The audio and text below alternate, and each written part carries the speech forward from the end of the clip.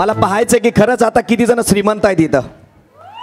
सकाळी म्हणत होते ना मिडल क्लास गरीब, आता श्रीमंत किती आहेत? विचाराची श्रीमंती म्हणतोय मी. ती व्हायब्रेशन्स मिळाले असतील का नसतील मिळाली? Yes no. चला मित्रांनो, first of all let me introduce my self. This is Girish from Satara. मित्रांनो, मला एकच सांगायचं की या व्यवसायात येण्यापूर्वी मी एक इंजिनिअरिंग कंप्लीट केलं. आफ्टर ऑल व्यवसाय केला. व्यवसायात डोक्यावरती कर्ज झालं. नोकरी करायला सुरुवात केली. 35 ते 40 रुपये मला सॅलरी होती. पण नोकरी करत करत एक विचार नक्कीच आला की आयुष्यभर नोकरी करून काय फायद्याची नाहीये, तर नोकरी करत करत काहीतरी जोडधंदा करणं गरजेचं आहे.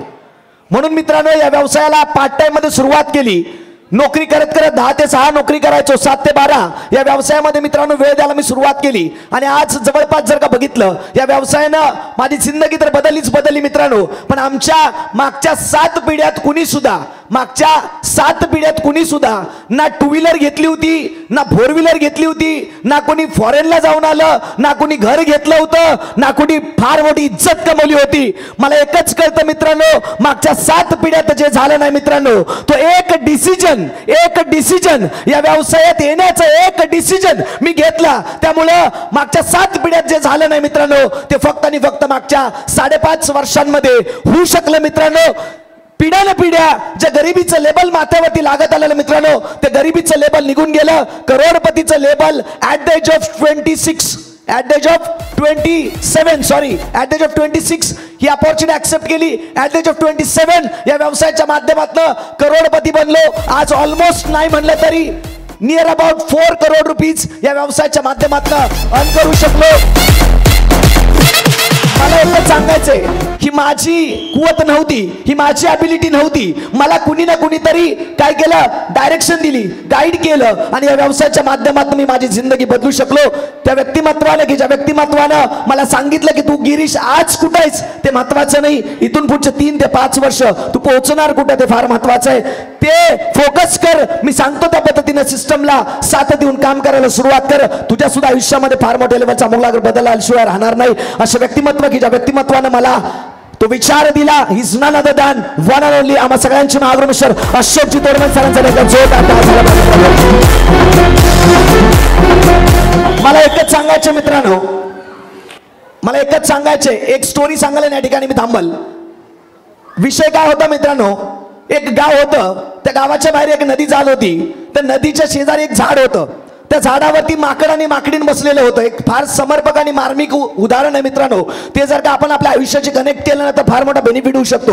नदी होती, गाव होतं, गावाच्या बाहेर नदी होती, नदीच्या शेजारी एक झाड होतं. त्या झाडावरती माकड आणि माकडीन बसलेली होती. विषय काय होतो, आकाशवाणी होती. आणि आकाशवाणी अशी होती की आत्ताच्या आत्ता जे कोणी या नदीमध्ये उडी मारतील ते एक राजकुमार होईल किंवा राजकुमारी होईल. मग ते दोघं सुद्धा ऐकतात. पण त्यातल्या त्यात जर का बघितलं ना, तर माकडीन काय करते, लगेच काय करते, फ्रॅक्शन ऑफ सेकंड मध्ये लगेच त्या नदीमध्ये काय मारते, उडी मारते. बाहेर येते, बघते ते काय राजकुमारी झालेली असती. आणि ती राजकुमारी झाली, तिला आनंद आवरत नसतो, अत्यानंद झालेला असतो. मग ती शोधत असती, अरे कुठाय माझा राजकुमार कुठाय. इकडे तिकडे पाहत असती, परंतु तिला कुठंच तिचा राजकुमार दिसत नसतो. तिच्या लक्षात येतं आम्ही वर बसलो होतो.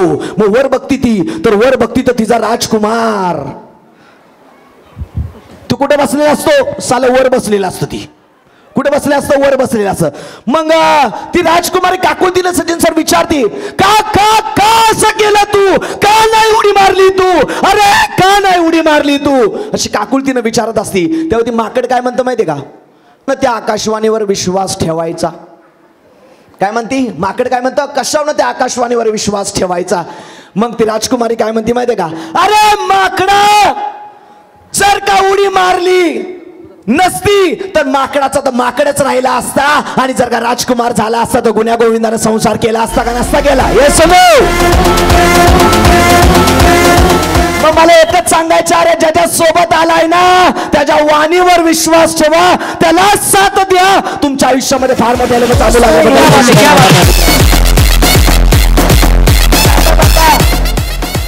काही लोकांना वाटत असेल अजून फार देर झालंय, लय गर्दी आहे, आलोट गर्दी आहे, ओके माझं ठाव ठिकाणा कुठे लागणार, चंद लाईन्स बोलल.